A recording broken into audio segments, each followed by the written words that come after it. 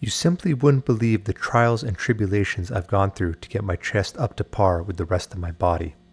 It's comparable to the 12 labors of Hercules. But I can now report that my new Weiderized chest workout has done the trick. My chest is now one of my best body parts. Nature didn't bless me with a great chest, nor for that matter with good potential for torso development in general.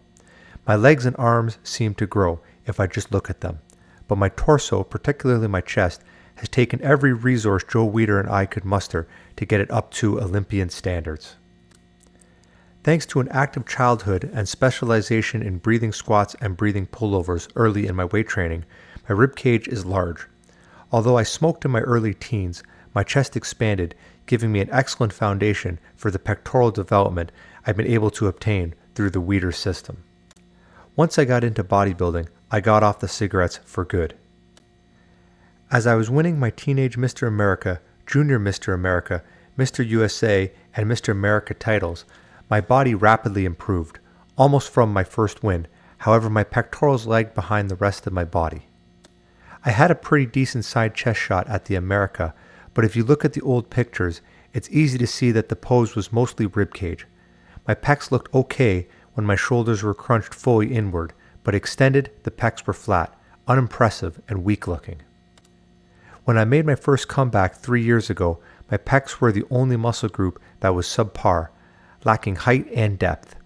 And when I made it back for keeps at the 79 Canada Cup, this pectoral deficiency killed any chance I had of winning. I knew my pecs were pitiful, so the very day I got to California, I went to the Master Blaster for advice. He first asked me what I was doing for my chest training. I told him I'd been driving through about 6 super heavy sets of chest work each training session. In my workouts, I had been concentrating on the Nautilus chest machines, fly, and bench press functions, and adding a set or two of incline presses. There's a definite relationship between the size of your muscles and the heavy poundages you use, Joe began. In that regard, you're on the right track. But you need twice as many sets as you're doing now.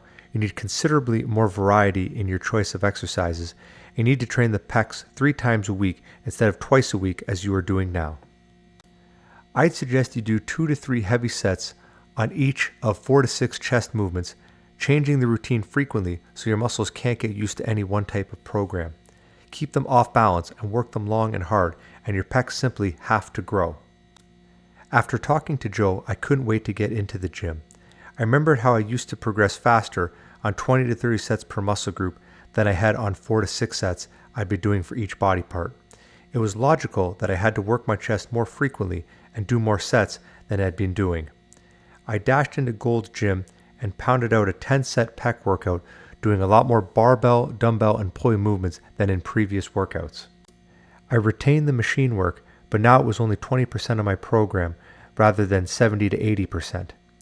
The day after this workout, my pecs were the sorest they've ever been, even though I was sure I was already in good shape. I stayed somewhat sore for the full 6 weeks, and in that time my pecs almost doubled in size. They also had better balance, better shape, and drastically better cuts.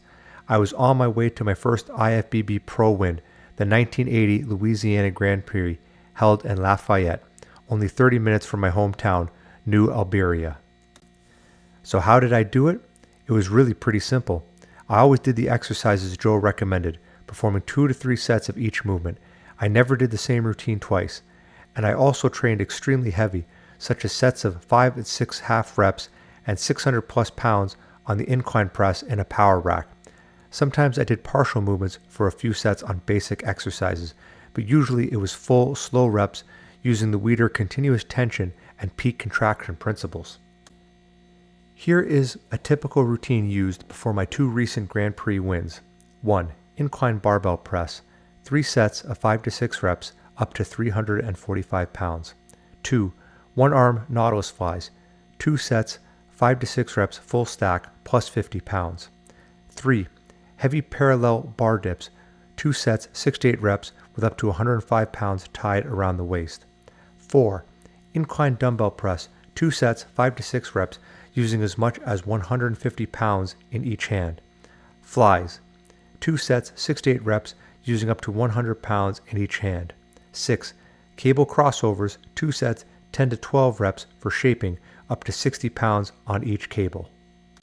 Some of the other exercises I did were incline and decline flies, dumbbell bench presses and decline dumbbell bench presses, incline flat and decline presses on a universal gym, decline barbell presses, flies on a pec deck, cross bench dumbbell pullovers, 2-arm Nautilus flies, Nautilus bench presses, partial bench presses in a power rack and at all 3 bench angles, weighted push-ups between 2 benches with such a wide variety of movements. My interest level was high for every workout and my pec development rocketed. Naturally, my personal chest program probably wouldn't work well for you, especially if you're a beginner or intermediate bodybuilder. Athletes with less than national level contest experience would overtrain if they worked out as often and as hard as I do. And contest bodybuilders will probably need to adapt my workouts to their own specific goals and training abilities. To keep you from overtraining, here are 3 graduated routines you can follow while working up to contest level workouts I use. Beginners, incline barbell press, 2 sets 8 to 10 reps. 2. Barbell bench press, 2 sets 8 to 10 reps. Increase your workout poundages progressively, but always use strict exercise form. Train 3 times a week. Intermediates, 1. Incline dumbbell press, 2 to 3 sets, 6 to 8 reps. 2. Parallel bar dips, 2 sets, 6 to 8 reps. Add weight as soon as you're strong enough to use it. 3. Flies, 2 sets, 6 to 8 reps. Keep adding weight to each exercise and maintain strict form. For added intensity, gradually reduce rest intervals between sets. Train 2 to 3 times a week. Advanced bodybuilders, incline dumbbell press, 3 sets, 6 to 8 reps. 2. Flies, 2 sets, 6 to 8 reps. 3. Barbell bench presses, 2 sets, 5 to 6 reps. 4. Parallel bar dips, 2 sets, 6 to 8 reps. Keep adding to your exercise poundages.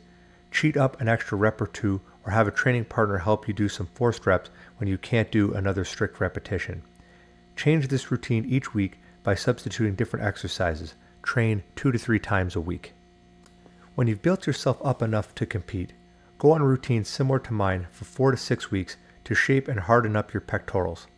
After the contest is over, go back to the advanced level program to continue building mass. Cycle this type of workout with the pre-contest routine 3 to 4 times per year, and if you have the potential, you'll soon be winning contests. The workout routines in this article will give you excellent pectoral development, but you'll still need to do some training to expand your rib cage. Do 2 to 3 supersets of breathing squats and breathing pullovers, hitting 20 to 30 reps per set with light weights. 6 to 12 months of such rib cage work at the beginner and intermediate levels will give you an excellent foundation for your pectoral development. Good luck. Write and let me know how your chest training goes.